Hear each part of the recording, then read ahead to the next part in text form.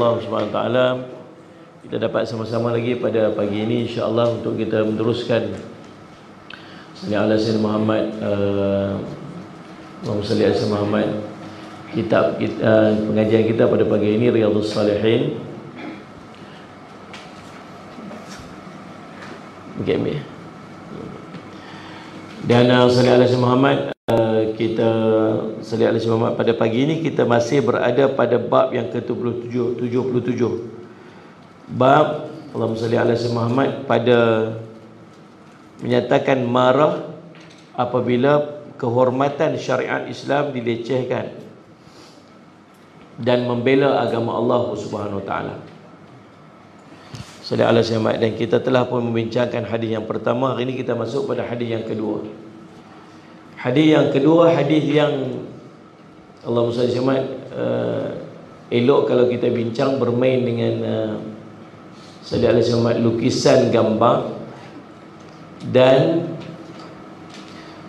isu menggantung gambar benda hidup dalam rumah.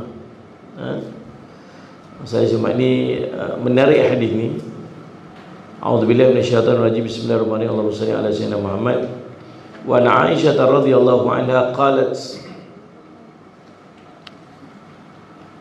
qadima Rasulullah sallallahu alaihi wasallam min safarin wa qad satartu syahwatan li biqiramin fi tamathilu falamma rahu Rasulullah sallallahu alaihi wasallam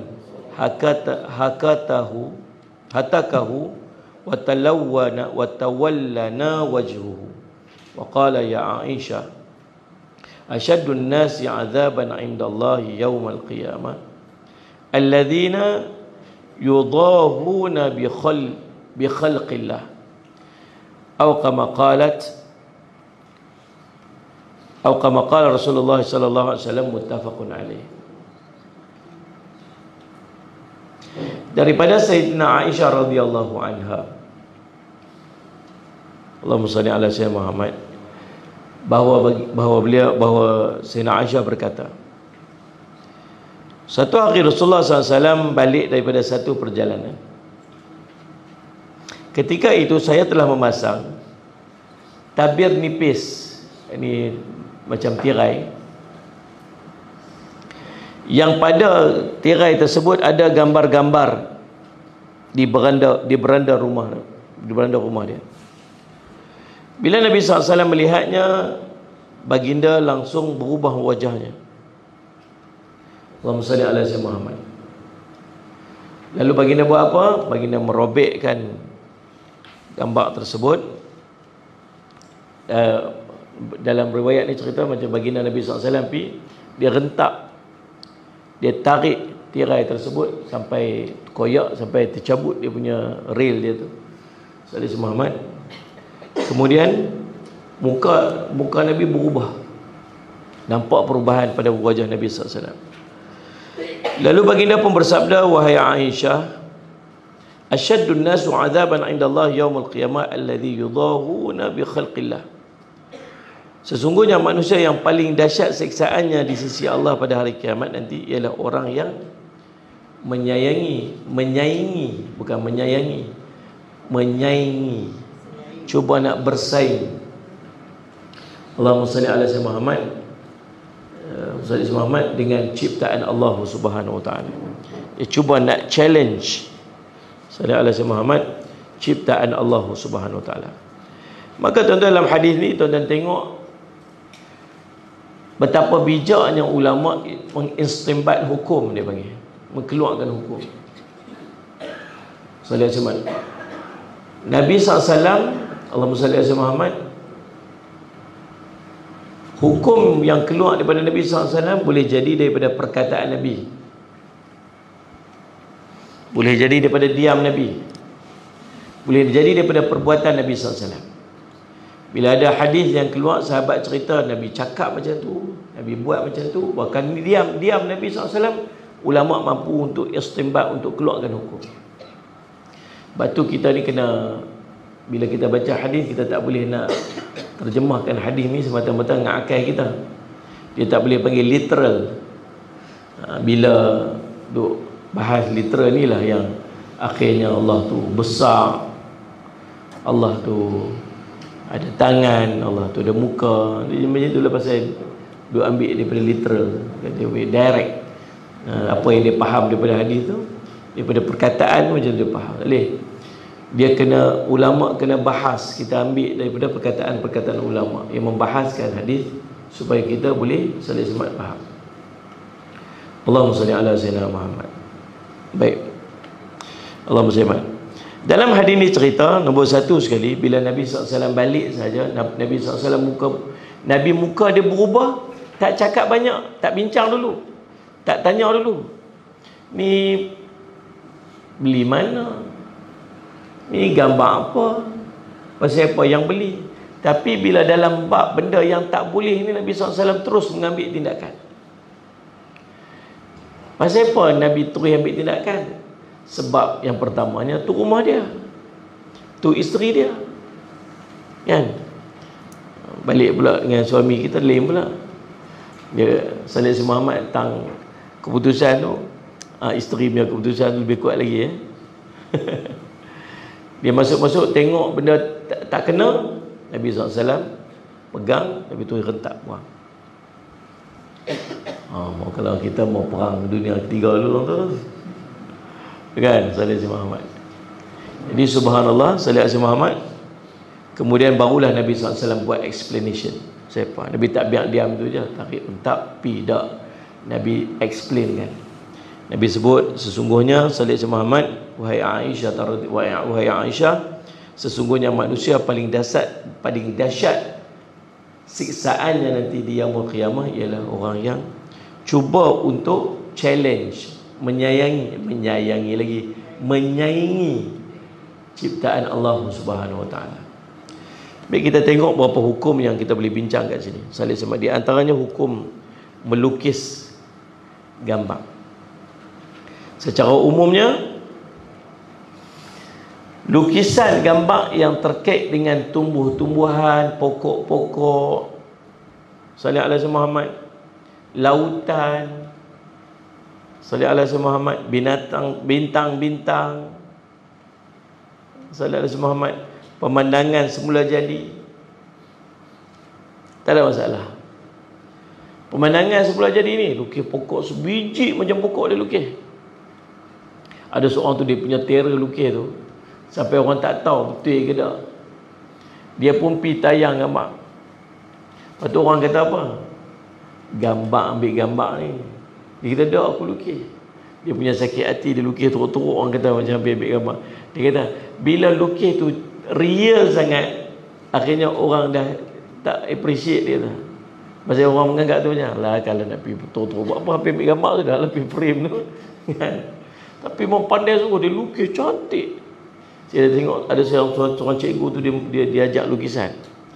Oh, dia ambil, dia cok, cek, dah jadi lukisan, dah jadi. Pandai lah kata, ada Allah bagi orang tu.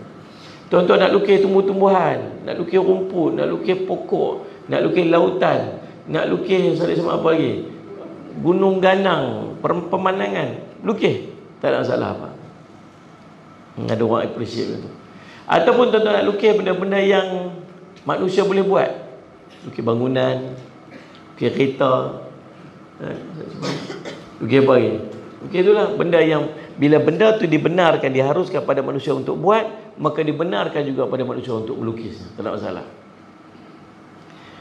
Boleh faham tuan-tuan? Salih alaihi Muhammad. Tapi bila mai part melukis makhluk bernyawa, makhluk yang kalau ditiup roh kat dia boleh hidup, makhluk yang bernyawa, walaupun dia ni bukanlah dia, benda tu tak macam tak wujud kat dunia, tapi benda tu makhluk hidup, maksud dia makhluk hidup. Maka termasuk manusia, ulama berselisih pendapat tentang dia. Sallallahu alaihi wasallam. Nabi SAW pernah sebut dalam satu riwayat yang lain, riwayat Imam Bukhari, Muslim, inna asyaddan nasi 'adzaban 'indallahi al-musawwirun. Al-musawwirun ni tukang pelukis. Orang yang paling berat siksaannya nanti dia kiamat ialah para pelukis. Saya ni tanya mak saya ni memang suka melukis. Daripada kecil ni memang suka melukis. Masuk pertandingan lukis lah. Kalau dekat sekolah tu saya mesti jadi orang nombor 1. Saya ni jenis tak boleh jadi nombor 2. Saya jenis kena nombor 1. Kalau ada orang lebih daripada saya tak puas hati. Kalau kita buat apa-apa tu, cikgu kena appreciate saya, tak boleh appreciate orang, saya tak puas hati. Dia jenis appreciate gitu. Saya suka lukis. Lukis macam-macam, komik lah, kartun lah, macam-macam saya buat. Saya lihat Sayyid Muhammad, pemandangan lah, apa semua, macam-macam lah saya lukis. Saya memang suka melukis. Turunlah kat anak saya 2-3 ketua tu. Tapi satu je, sampai hari ni saya tak pandai lukis orang. Lukis muka orang saya tak pandai. Lukis potret, belajar reti, tak reti buat. Sampai hari ni tak reti. Ada sebab kot, Allah tak bagi. Saya cukup kagum tengok orang main gitar. Dia pandai main gitar, jari macam tu. Saya lihat Sayyid Muhammad. Antara yang pandai, abang saya pun pandai main gitar juga. Saya lihat Sayyid Muhammad. Lepas tu duk try main, tak boleh main, tak reti. Tak boleh. Allah jadikan kuku saya ni jenis panjang-panjang. Kuku jenis kuku gelas. Kuku gelas, bukan kuku cawan. Sebab tu orang duk kata saya tak potong kuku. Kita ustaz ni selalu tak potong kuku. Bukan tak potong kuku, kuku saya ni habis potong lah ni. Jenis kuku panjang-panjang. Bila kuku panjang-panjang ni nak petik tali kita tak boleh. Rupanya Allah tak bagi. Banyak benda yang kita rasa macam ni, pasal apa orang boleh aku tak boleh. Rupanya Allah tak bagi. Bila kita duduk situasi ni baru kita tahu, oh rupanya asyik baiklah aku tak boleh. Kalau tidak anda jadi nyanyi rock dah apa aku lah ni. Duduk tak. Banyak benda.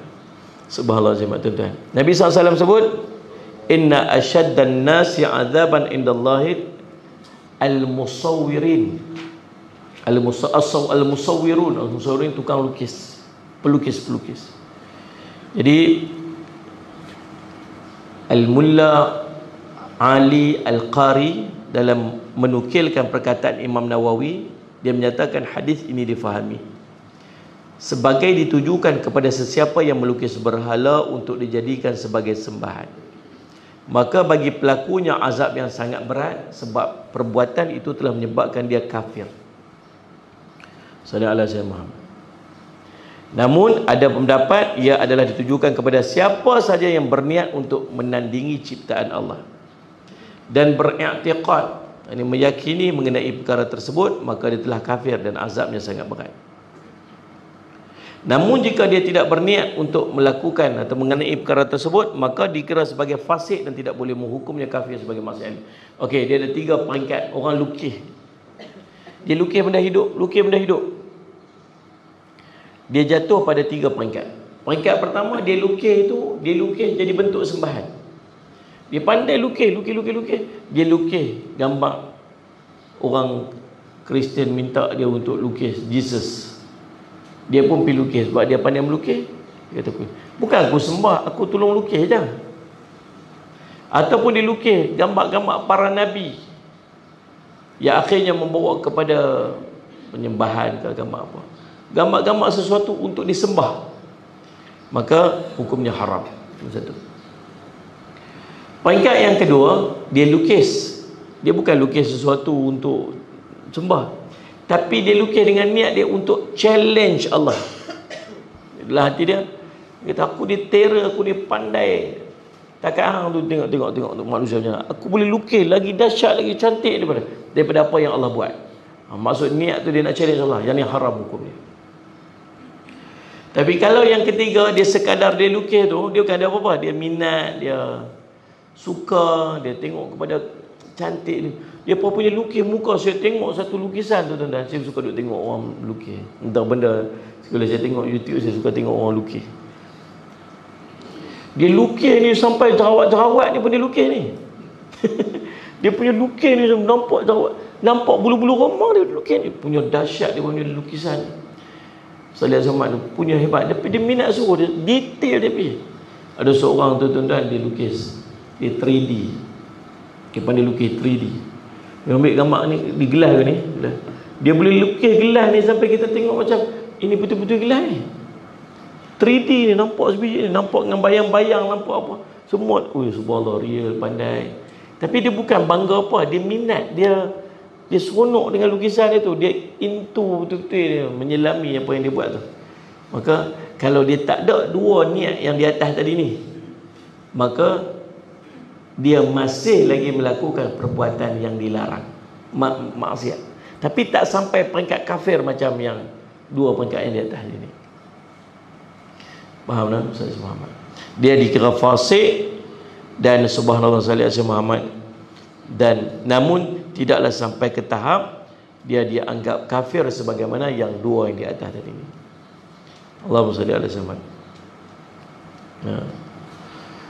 Jadi boleh faham macam tu. Salli ala Muhammad. Hadis tersebut tadi ni riwayat daripada Al-Bukhari dan Muslim. Inna asyaddan nasi 'adaban 'indallah al-musawwirun. Sesungguhnya orang yang paling berat siksaannya nanti di sisi Allah ialah para pelukis. Imam At-Tabari pun sebut yang sama. Siapa yang melukis sesuatu sebagai sembahan selain daripada Allah, sedangkan dia mengetahuinya dan berniat menyembahnya, maka dia telah menjadi kafir dengan sebab itu. Tapi jika orang itu melukis tidaklah bermaksud demikian, maka dia dikira melakukan maksiat sahaja dengan perbuatannya. Sallallahu alaihi wasallam. Okey, faham tak kata? Banyak lagi ulama-ulama yang lain yang menyebutkan perkataan sallallahu alaihi Muhammad demikian. Allahumma salli. Jadi perkara ini bergantung kepada niat pelukis itu sendiri. Baik. Macam mana pula keadaannya sallallahu alaihi Muhammad menggantung gambar?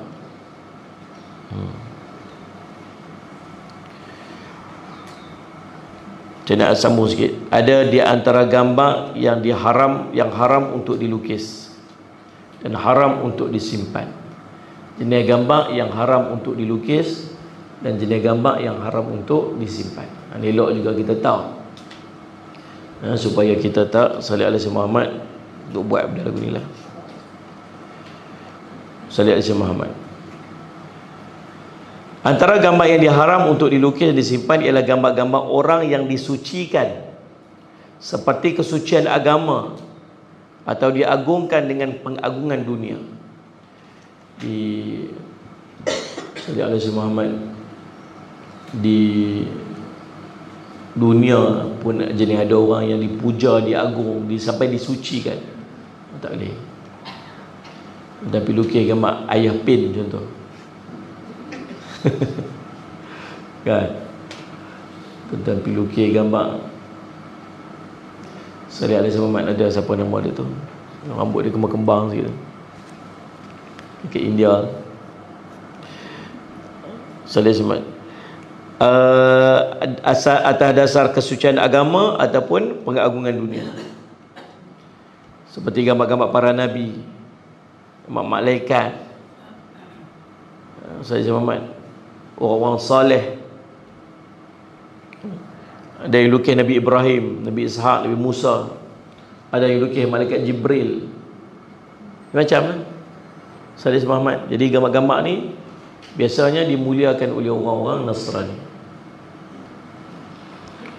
Lalu sebahagian daripada orang lain pun meniru dia.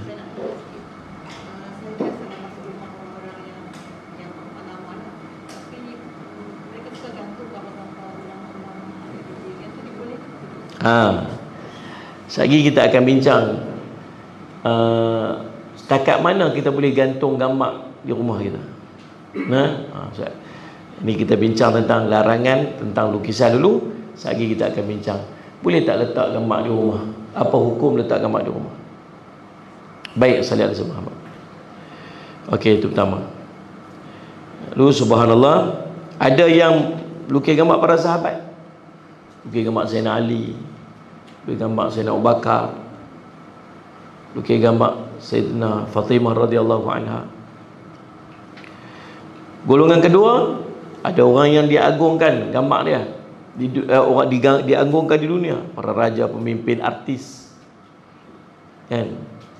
Yang ni lebih ringan sikit dosa dia, dosa tapi ringan sikit daripada yang tadi. Jadi dosa lagi besar. lukis gambar Tuhan lagi teruk. Faham tak? Lukis gambar para nabi apa semua-semua dengan bentuk pengagungan. Peringkat kedua, lukis gambar Salih Muhammad yang diagungkan di dunia. Ringan sikit nak banding dengan yang tadi ni. Gambar para raja, pemimpin, artis-artis.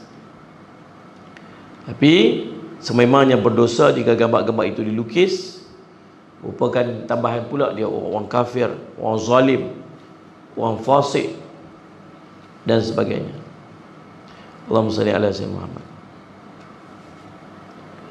Allahumma salli ala Muhammad.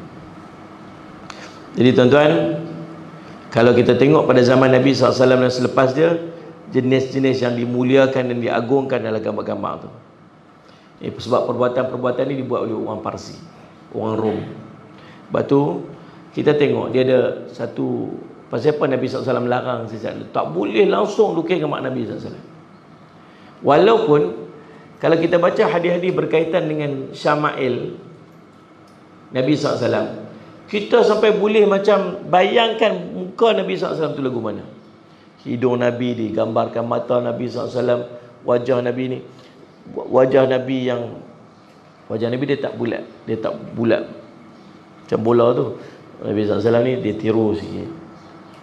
Bibir Nabi SAW merah, kemerahan. Hidung Nabi SAW, mata Nabi SAW bulat.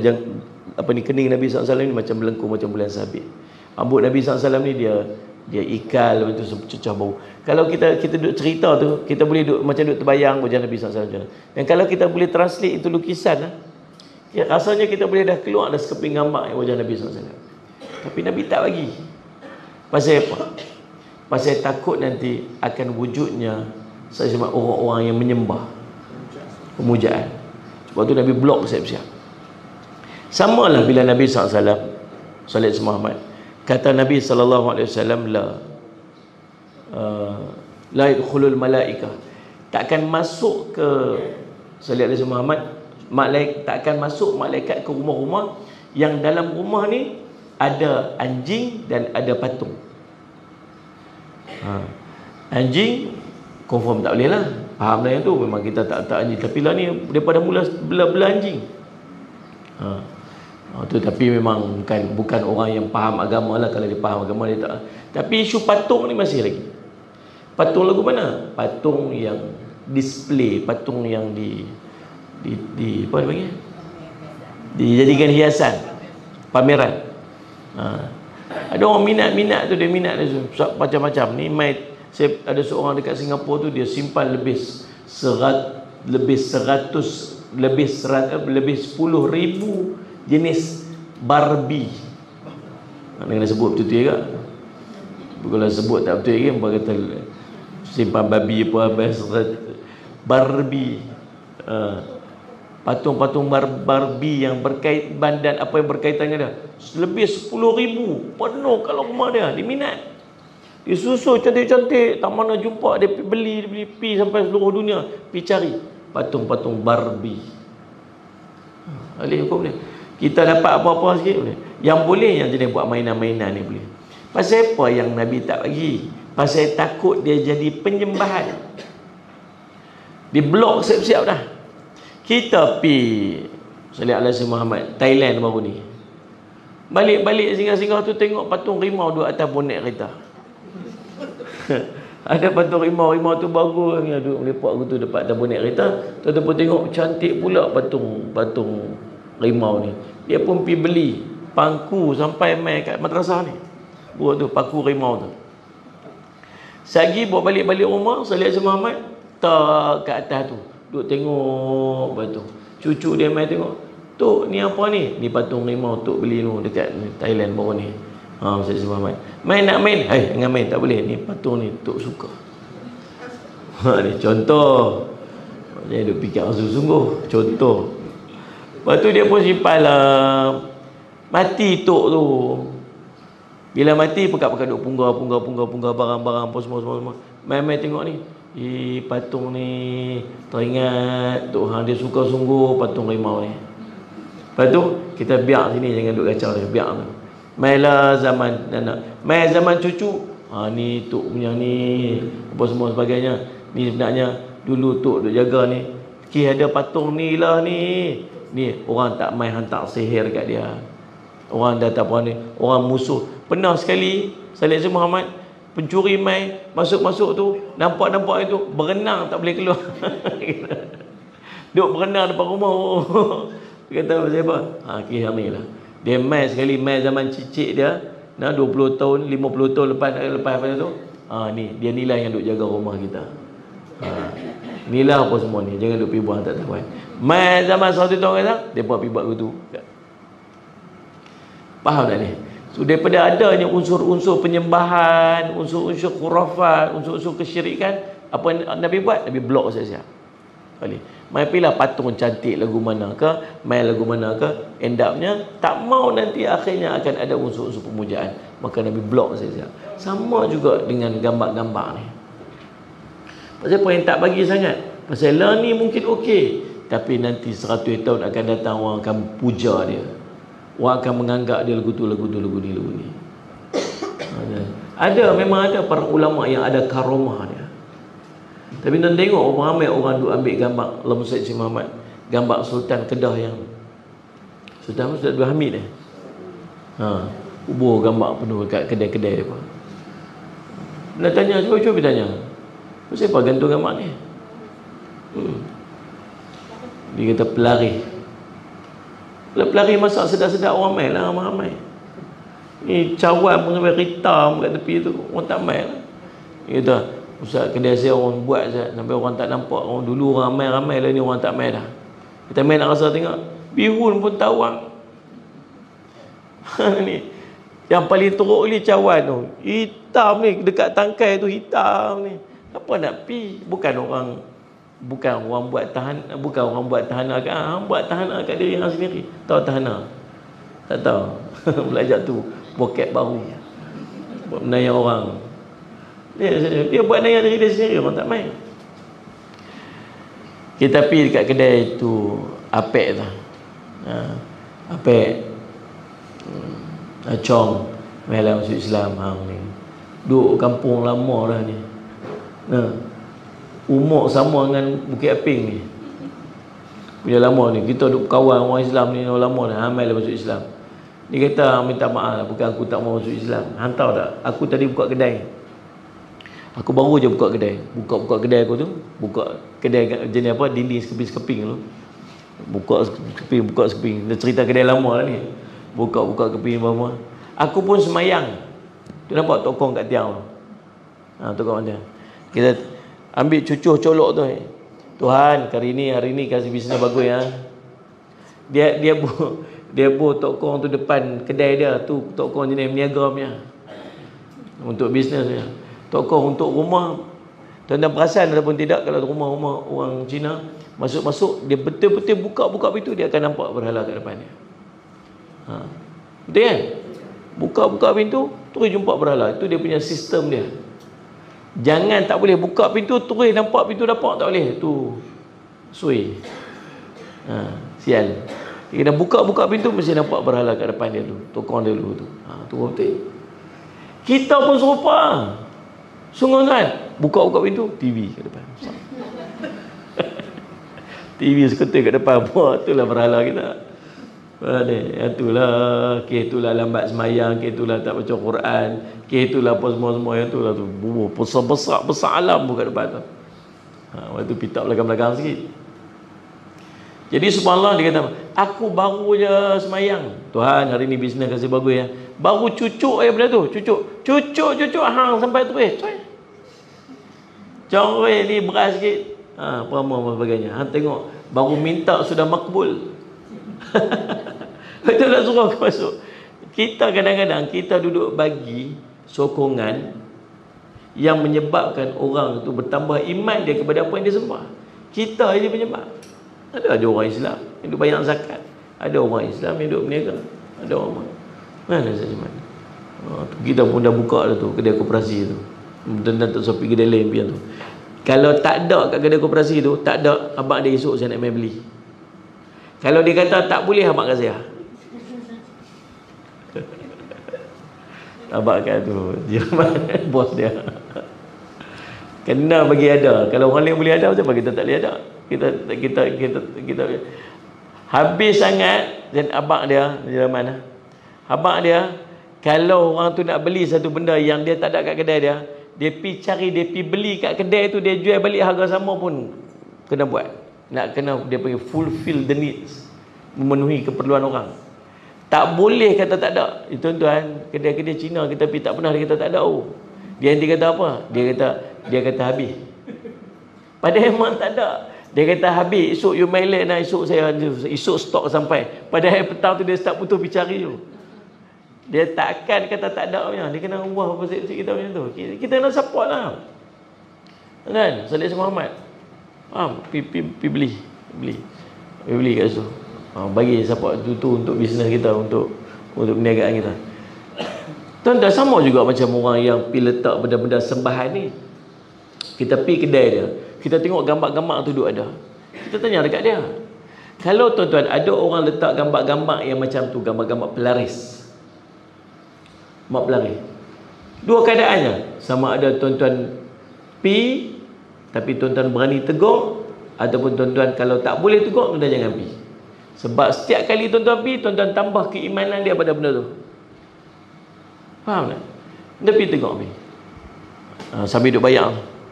Waktu kita pergi beli tadi, kita tak perasan. Waktu nak bayar, dia tengok, ada gambar besar kat situ. Kita pun tanya kat dia, ni gambar siapa? Adik-beradik ke? Tok Wan ke? Kita kata, Tok Wan apa ni? Nama Sultan dulu ni. Oh, ingat aku adik-beradik. Dalam pasal gambar letak belakang tu elok sangat. Kita, ni pasal apa pun gambar ni? Kita tahu ni pelaris ni. Kita gambar tak boleh buat pelaris. Gambar bukan bagi rezeki. Kena faham dia elok.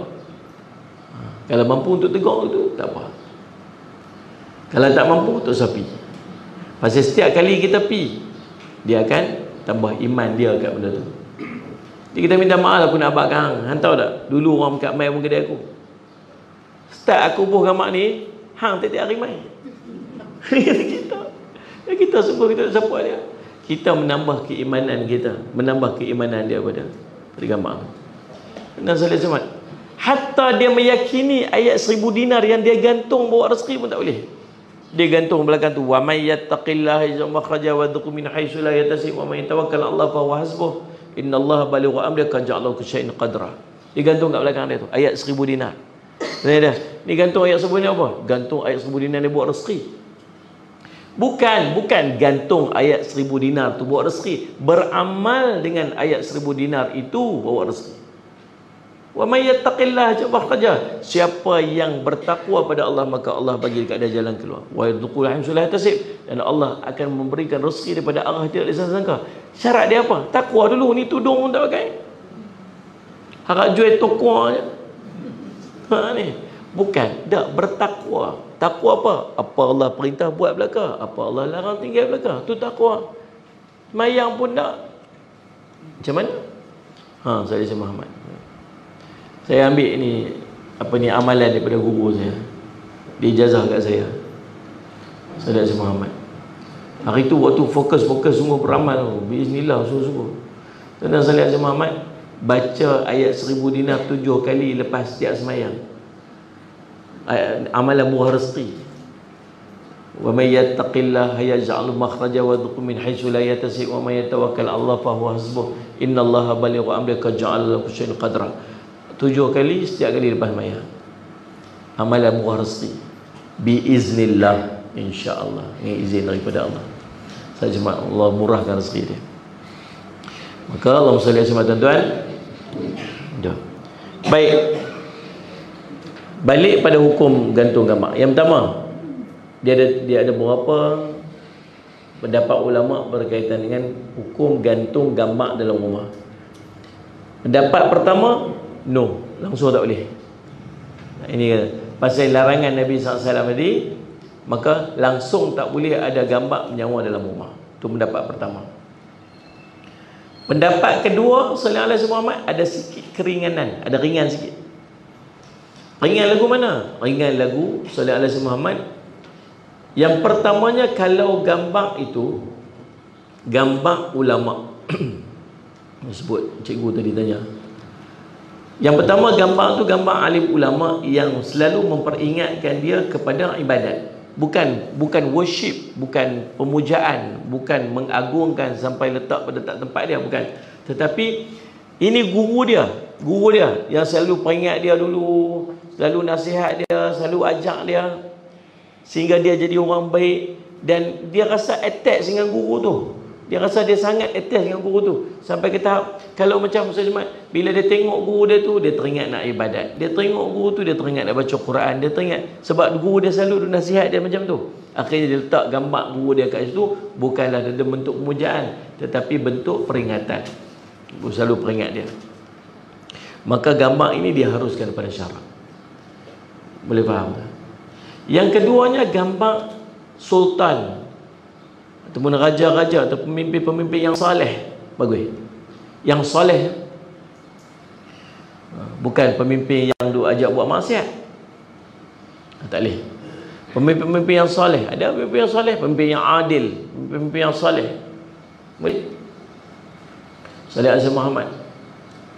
Yang ketiga, gambar bukan ulama, bukan juga pemimpin yang soleh, tapi gambar dia sendiri, gambar family dia. Pekat Allahumma salli Muhammad, Allahumma salli Muhammad, gambar convocation, gambar kahwin dulu, kahwin tahun 1979, tengah suap, cucu dia tengok tu gambar siapa tu, macam opera Cina aja, gambar Tok Hang lah tu, gambar Tok kan Tok Wan duk suap. Opera Cina merah ni. Dulu dekat bertubuh kat atas kepala apa kerawang punya macam. Cucu dia pun heran, ni siapa ni, opera Cina mana? Kita ni lah Tok dulu. Oh, segak Tok rupanya. Tuan dan Salih Muhammad, boleh tapi dengan syarat. Syarat nombor satu, tak ada unsur maksiat pada gambar tu. Memanglah tu gambar dulu-dulu, tapi tudung tak pakai. Tudung tak pakai, kita ni dah balik gambar tu, balik tak? Kalau gambar tu waktu umur kita 8 tahun tak balik lagi, okey ni. Boleh tak apa. Tak boleh. Gambar convocation, kita convoke. Dulu mana lagu ni? Dulu rambut sepatu Tok Lima tu. Hantu Mak Lima, hantu apa? Hantu apa? Hantu Mak Lima, hantu apa? Boleh zaman. Rambut tu kembang, ambil convocation macam ni, ambil sijil. Tak pakai tudung, tak boleh. Tu aurat. Orang masuk nampak. Tu gambar saya dulu, Ustaz. Dulu pun serupalah gambar aurat kita. Waktu tu kita dah balik dah, tak boleh. Faham ni? Gambar tidak ada unsur-unsur maksiat. Gambar bagus punya tu. Gambar zaman dulu tengok duk tonggang bagus. Tak boleh. Gambar-gambar yang tak ada unsur-unsur maksiat. Tamam.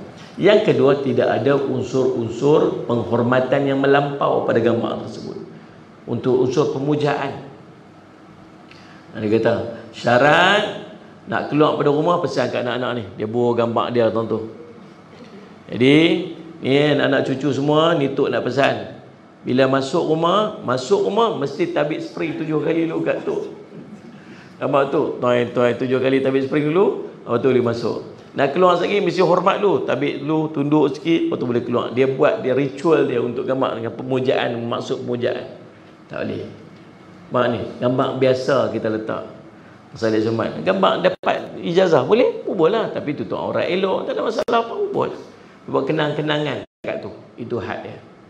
Boleh faham tak? Jadi Salih Jumat jangan sampai. Cuma itulah dia, pasal apa Nabi larang awal-awal, supaya takut nanti akan ada bawa kepada unsur-unsur pemujaan yang berlebih-lebihan. Maka itulah tuan-tuan perbincangan kita pada hari ini. Salih Jumat banyak benda yang kita boleh ambil kelebihan daripada hadis yang kita bincangkan tadi ni, Salih al-Jumat. Tapi ada sebuah hadis Nabi SAW yang Nabi SAW selalu solat di rumah dia. Jadi tirai-tirai ni biasanya dijadikan sebagai penghadang. Bila Nabi SAW solat, Nabi tak mau nanti ada laluan, gangguan apa, Nabi letak tirai itu sebagai penghadang. Salih Muhammad. Dan tirai-tirai bergambar yang sentiasa selalu menyebabkan hati kita ni jadi hilang khusyuk. Bila tirai itu bergambar, termasuklah sejadah. Sejadah kita pun bila banyak sangat corak, dia akan ganggulah khusyuk hati kita. Allahu Akbar, tengok gambar Kaabah, insya-Allah rindunya. Tengok pula kat tepi tu nampak macam pokok. Apa ni, pokok kurma ke pokok apa ke, duk syarah pokok kurma tu, habislah 4 rakaat sembahyang dia. Maka mengganggu solat Muhammad. Subhanallah. Jadi Nabi SAW pernah menyebutkan, Allahumma salli ala sayyidina Muhammad, amitihi anni fa innahu la tazalu tasawiruhu ta'ridu li fi salati. Jauhkanlah tabir ini daripadaku, kerana sesungguhnya gambar-gambar yang ada padanya sentiasa mengganggu dalam solatku. Hadis ini riwayat Bukhari. Kita boleh guna hadis ini untuk terjemahkan kepada kita punya sejadah. Kalau boleh elakkan sejadah yang terlalu banyak corak. Sebab apa tu? Okey, balik pada persoalan. Pasal apa corak tu ada pada sejadah? Pasal apa corak tu ada pada pakaian? Untuk apa? Untuk orang tengok. Untuk kita tengok. Tu dah pilih tak waktu beli? Corak ni mesti cantik, bunga ni tak balance, bunga ni turun kot ni, apa semua. Kita perhati nak perfect pada gambar tu. Untuk apa? Untuk kita tengok. Apa tujuan corak pada sejadah? Tujuan dia supaya kita tengok dan orang sembahyang atas tu tengok. Adakah jadi satu syarat bila kita sembahyang kita kena tengok benda corak pada sejadah? Pilih sejadah dekat nilai 3. Pilih sejadah macam-macam. Ui, corak ni cantiknya, corak ni cantiknya. Yang ni lagi lawa, abang yang ni lawa tak abang? Abang kata, tu lawa dah. Tanya lelaki kita abang yang tu, dia mesti jawab lawa punya, pasal dia tak mau tunggu lama-lama. Abang ni cantik abang? Cantik. Yang ni abang, yang ni pun cantik. Abang mana satu cantik ni? Dua-dua pun cantik. Ambil dua-dua. Pasal apa? Dia tak mau tunggu lama-lama dah. Jadi semalam tujuan kita pilih tu untuk apa? Tujuan pilih tu untuk kita tengok. Tapi patutkah bila kita sembahyang kita nak tengok corak? Nak. Bahkan corak tu pula lagi mengganggu sembahyang kita. Nabi kata alihkan gambar ni, alihkan tirai ni, sebab dia selalu duk ganggu sembahyang aku. Buang. Kita ambil sejadah, kalau boleh sejadah yang plain, bersih, kosong, supaya kita tak terganggu dengan apa yang ada. Sebab tu yang keluar gambar-gambar macam-macam. Tengok ni gambar babi, dia kata. Ini semua salah satu cara untuk merosakkan solat orang, dia perbuat. Kita perhati gambar bagi kat mana. Tengok bunga tu, nampak tak macam tu? Tu macam hidung dia. Tu nampak tu? Tu hang punya. Dia punya pick up sendiri, dia duk translate, dia bagi orang suruh pick up macam mana dia pick up. Dia tengok macam-macam. Dia tengok diri tu. Tu nampak tu? Tengok ni. Orang macam mana orang cuba untuk merosakkan pemikiran-pemikiran manusia pada masjid-masjid. Pasal apa? Tengok dah tiang tu. Tengok tu. Nampak dah tu. Nampak dah macam salib tu, macam salib. Lah, tu memang tiang bendui dia. Bendui sungguh lah hang ni, mak dia. Dia duk guna imajinasi dia. Dia duk kaitkan orang dengan benda-benda macam tu. Jadi solat sama tuan-tuan, maka nak elak daripada benda tu semua, maka keluarkan supaya kita boleh khusyuk dalam solat-solat kita, insya-Allah. Mudah-mudahan ini manfaat bincangan kita pada hari ini. Bincangan kita akan datang, kita akan masuk lagi berkaitan dengan salat ala Sayyidina Muhammad. Kisah apabila satu kes, ni pun menarik juga bincang ni. Satu kes yang telah dibawa kepada pengadilan, boleh tak kita interfere, kita dia panggil apa? Campur tangan supaya kes itu digugurkan. Guna gugurkan tak kena pula. Tak kira orang kata orang pula. Kita ganggu supaya kes itu tak jalan. Dia macam ni lah, macam Salih Muhammad. Ada orang main, dia kata dia buat salah, kemudian kita tak apalah, saya maafkan bahawa saya apa. Dia maksudnya dia buat satu tindakan, dia kata macam dia tak mau selesai lah. Tiba-tiba kes tu dibawa kepada pengadilan. Boleh lagi tak dia nak buat tindakan yang sama maksudnya? Yang tu perbincangan yang akan kita bincang pada pertemuan kita yang akan datang, insya-Allah. Mudah-mudahan jadi manfaat. Wallahu subhanahu wa ta'ala alam. Bismillahirrahmanirrahim. Alhamdulillahirabbil alamin. Wassalatu wassalamu ala rasulil amin Sayyidina Muhammadin wa ala sahbihi ajmain. Allahumma faqihna fid din wa 'allimna ta'wil waj'alna min ibadika salih wa hdina siratal mustaqim. Allahumma arina haqqa haqqan warzuqna ittiba'ah wa anna batila batilan warzuqna ijtinabah. Sallallahu alaihi wasallam Muhammadin sallallahu alaihi wasallam. Suzuria tanya, Assalamualaikum, apa pendapat Ustaz tentang viral pasal bakar berlaku pada 13 September 27 Safar ini? Kita tak tahu apa yang akan berlaku. Tak ada siapa yang akan tahu apa yang akan berlaku.